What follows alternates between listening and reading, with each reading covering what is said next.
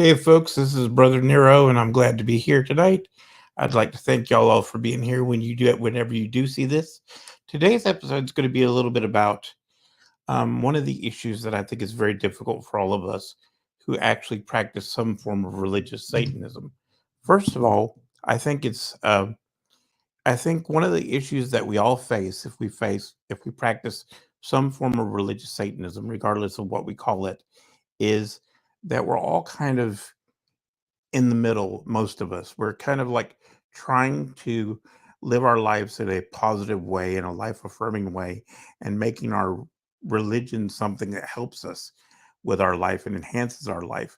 But unfortunately, as religious Satanists or religious diabolists or whatever we call ourselves, we have two extremes. We have the atheist on one side, and we have the extreme theist on the other side. For example, you'll see that you have atheists who make fun of everything that's religious, and you'll have the theist who, or the extreme theist, or the, what should I say, not extreme theist, but the people who think criminality is the right way to go about things. And so you have these two extremes, and most of the rest of us are in the middle somewhere.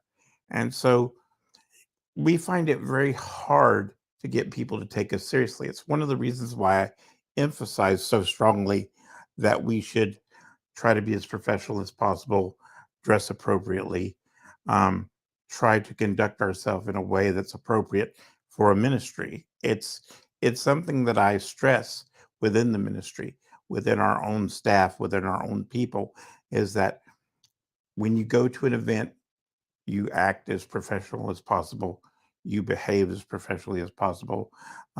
When you leave an event, you clean up after yourself, you leave it cleaner than it was before you left. And these are the standards that we've set as a ministry for ourselves. And the reason we do that is because we believe that by doing these things, eventually we will um, get people to realize that we really do take this seriously. We do consider ourselves a legitimate religious organization. We're a legal organization. So we need to conduct ourselves in that way. And it's one of the reasons why I have such strict standards for the ministry, is because I want people to understand this is not a place to come to if your idea of Satanism is something out of a horror movie. This is a very serious religious ministry. And to that end, we require people to, you know, write essays. We require people to study the text. We require people to study the hierarchies and do those types of things if they're going to be serious about this religion. Um, it's one of the reasons why we do outreaches. And a lot of people may criticize us because they say, well, if you're doing outreaches and you're doing stuff kind of like a Christian ministry, then you're nothing but reverse Christians. But you have to realize most religions don't do outreach the way that the Christians do. And the Christians have been able to spread the way they've been able to spread because of how efficient they are at doing ministry. So why shouldn't we take a few of the tools that have made their religion so successful and use them to spread the message of religious Satanism or Shadow Path Diabolism, as the case may be? That's kind of my thought process about it. If somebody's been good at something, or the tools they use are appropriate or effective, then you should use them. The thing is, you learn from people that are successful. You learn from people that are doing something that you want to do, and then you adapt it to your own ends. That's important. The other thing that I think we also have to deal with is, there's still people out here that want to create this idea of the satanic panic. They want it to continue, and they promote it as if it's going on. People like Mark Dice or L.A. Marzulli or any of these Christian conspiracy type guys, especially these guys that make a lot of money off of Christianity. I mean, they sell books and they sell gold and they sell, you know, pills for enhancing your libido and all this crazy stuff. Kind of like Alex Jones, they make tons of money off of these Christian conspiracy theories, and I don't think most of them even believe in them. I, and so they're kind of like the Satanists out there. Most of the Satanists that you find today, the Levian types and the Satanic Temple types, they don't believe in any of this stuff. It's all just a means to an end for them. It's all just a way to promote their political or social agendas and put money in their pockets. They don't have any beliefs or religious convictions about Satanism or satanic philosophy. Don't let them fool you. Don't buy into their bullshit, because that's exactly what it is, bullshit. It's the same thing with EA Kuwaiting and the rest of those guys. They don't believe any of this stuff. It's all about taking advantage of people and using people. So that's one of the things that we're kind of stuck with, because people either want to believe you're an atheist or they want to believe you're an extreme, criminal Satanist. And if you're in the middle, you kind of find it difficult to reach out to people and explain to people what your organization is all about, because people don't tend to believe it. They tend to think that you're either on one side or the other. You're either an atheist or you're a criminal devil worshiper. It's kind of hard to convince people that you're truly in the middle somewhere, trying to live a productive life, trying to be somebody of substance, somebody of value. And I think that's very important that we do that. And I think one of the reasons why people have a hard time believing that there are serious religious Satanists out there, or Diabolists, or Shadow Path Diabolist, is because we compromise our religion. Like, for example, one of the things that I complain about a lot in my book, and one of the things that I kind of preach against a lot in a lot of the things I do, is I tell people, don't work on satanic holidays if you can afford to do that. If you have the option to choose your days off, make sure you take a few days off for Halloween. Make sure you take a few days off for solstices and equinoxes. Let people know that your religion is important to you. And then work on the religious holidays. Work on the holidays like Christmas and Thanksgiving, and get that extra money if it's available to you. Show them that your religion is important to you, that you're going to take your religious holidays off. Because if you don't take your holidays seriously, then how is anybody else going to take it seriously? I think it's extremely important to care enough about your religion and to care enough about the things that you believe in to show it that reverence, you know, to give it that time and energy, because if you don't, nobody else is going to. And I think that's something that most Satanists don't do. They don't take their religion seriously. They don't honor their holidays. They don't take the time to raise their family in the tradition. They don't do the things that most religions would do. And then they wonder, how come we can't ever get a big following? How come we can't ever achieve a church or a physical building? It's because the people don't believe in it enough to actually donate money to organizations or to observe their holidays or do the things that most other religions do, because they're so absorbed within themselves, and they find it so hard to believe that there are people out there, or that there are spirits out there that are beyond themselves. They're so caught up in this Levian idea of Satanism, even in theism, that they can't even take the time to realize that the gods are out there, and there are some things that are eternal and more important than ourselves. I hate the term atheism. I hate the term hail thyself, because I think it makes people focus on themselves instead of the gods. And I think that's the mistake that most Satanists make, because they bought into the Levian ideas about Satanism. They don't actually believe in Satan very much, you know? So one of the things I want to do is also answer some questions if I can tonight. And one of the questions I received from someone just recently was, when is your new book going to be out, or are you going to have a new book out anytime soon? And I do plan to have a new book out soon. It's just not coming out anytime in the near future. But one of the things I want to say is, just like everyone else, I get caught up in life and life circumstances, and I haven't always done what I should do. We all kind of fall short, and I've kind of felt like I've kind of let Satan down and not served him as well as I should. So that's one of the reasons why I'm doing this podcast, is because I felt like I wasn't doing the things that I should be doing to serve my community. And so I wanted to start doing a live podcast or a live video cast so that I can start serving Satan the way that I think I should.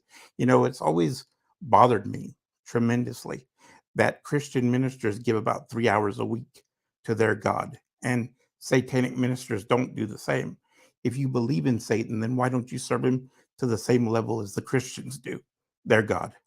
You know, why don't you give 3 hours a week to your God?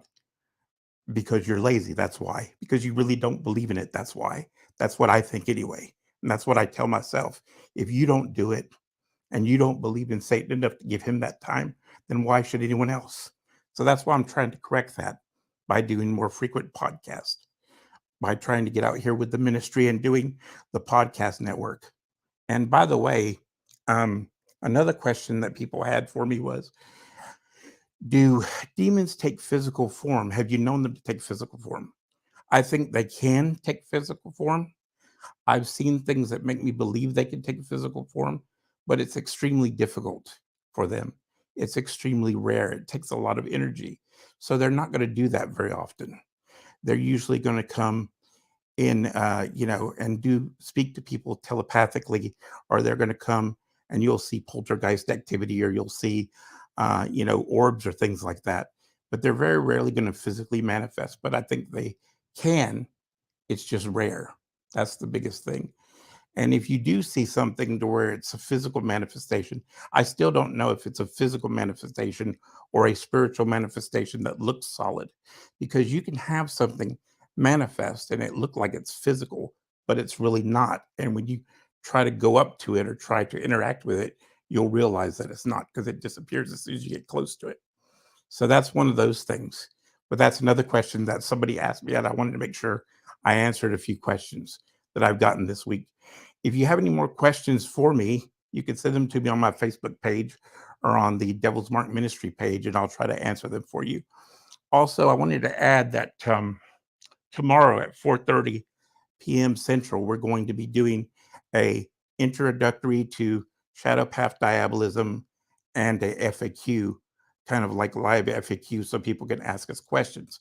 So if you have any questions and you want to do a live chat where I'll be answering questions along with Julia Blair, please show up and we'll try to take care of that for you.